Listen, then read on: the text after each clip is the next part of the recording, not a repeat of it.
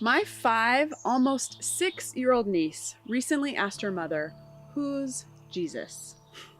My sister tells me that she did her best to answer, but told her daughter, "You might want to take this question to Auntie." So while my sister and I were raised to value something greater than ourselves, we weren't raised with any formal religion. And my niece and nephew aren't being either. But you can't live in America, or maybe anywhere really, without hearing something about this guy named Jesus. And you hear about him in relationship to Christianity. But it's important to remember that Jesus himself never heard of Christianity because it didn't exist in his lifetime. Jesus of Nazareth lived and died a Jewish man. In order to understand Jesus, we have to understand the teachings that formed him. Even at a young age, Jesus was able to interpret and powerfully teach the Hebrew scriptures he'd been steeped in since birth.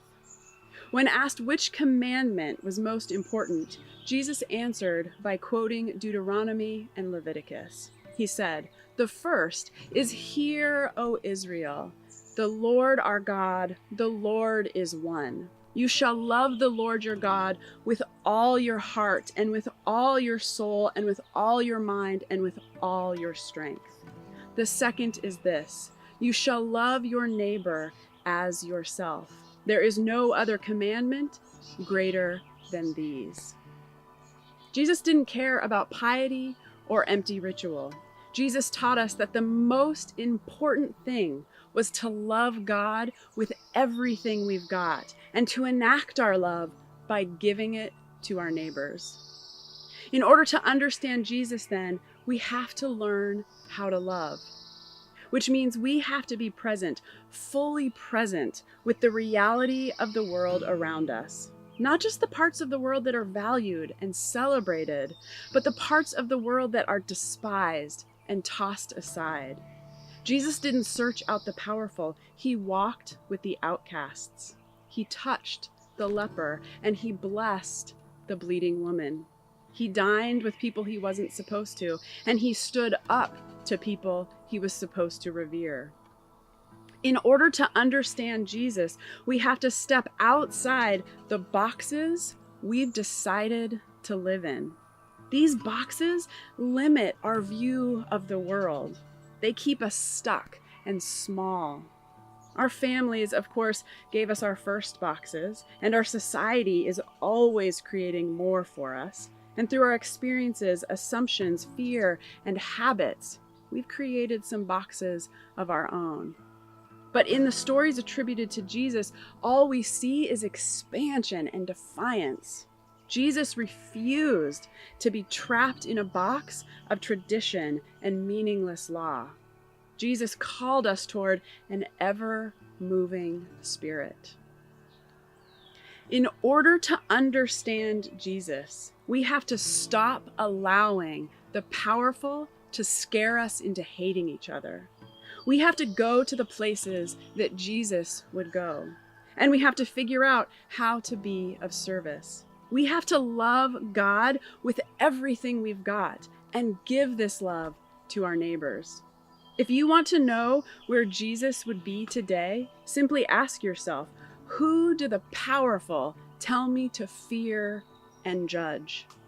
Jesus would be having dinner with Muslims. He would be at the Mexican-American border fashioning a whip to beat down walls. He would be working the phones at the Trevor Project, supporting gay and trans teenagers considering suicide. He would be in Syrian refugee camps carrying a basket that never seemed to run out of food. He would be with children terrorized by adults who refuse to protect them from gun violence. If we want to understand Jesus, we can't look to the institutions of power, of Christianity and government. We have to look to Jesus's actions. We have to follow his way and love God with everything we've got and give this love to our neighbors. Author Brian McLaren writes that Jesus leads people away from religious structures and controversies that divide people into in-groups and out-groups. Instead, he leads people to a different space entirely, where we can all experience the same Spirit. Later, Maclaren says that whenever people encounter justice, joy, peace, creativity, comfort, liberation, holiness, beauty, love, or any other good things, they are in some way encountering the Spirit, which is bigger than any particular religion or religion in general. Nobody has a monopoly on Spirit. So in answer to my beloved niece's question, who's Jesus? I would have to say he was a Jewish teacher that lived some 2,000 years ago. He did his very best to love God and to express his love of God by leading his followers out of their self and societally imposed boxes toward freedom. He taught people to listen inward and follow the movement of Spirit in their lives. Jesus is an example from long ago that teaches us to fight against unjust systems of power, systems that benefit from the oppression of others. In the Lord's Prayer, a prayer we're told Jesus taught, he asks that God's will be done on earth. This prayer places our feet firmly on the ground and brings us back to the most important commandments. It brings us back to Jesus teaching us to love God with everything we've got and to enact this love by giving it to our neighbors. Jesus taught us that love is the most important quality to cultivate in our lives and in our world. And that's where I'd like to end this sermon, but it's Easter. And today, of all days, we can't talk about Jesus without talking about crucifixion and resurrection. And my, oh my, are those complicated topics of violence and hope. Jesus of Nazareth died a painful death. What happened next has been debated for centuries, and I have no interest in arguing whether or not the resurrection is a historical fact, because no matter what, the story of Jesus' resurrection is very real, and stories are powerful. Stories change the world.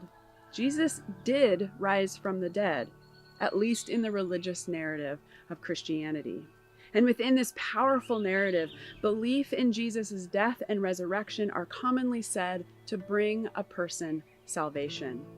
The problem with this concept of individual salvation stemming from a God who apparently views justice as a punitive bargain is the effect it has on humanity's relationship to God, suffering, and sin. My theology stems from an embodied relational state focused on love and justice.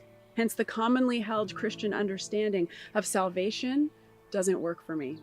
I do believe, however, that there's another way for the concept of salvation to be useful. And we'll explore it next week on Orthodox Easter. For now, I leave you with Easter blessings in the form of a reminder that spring always follows winter.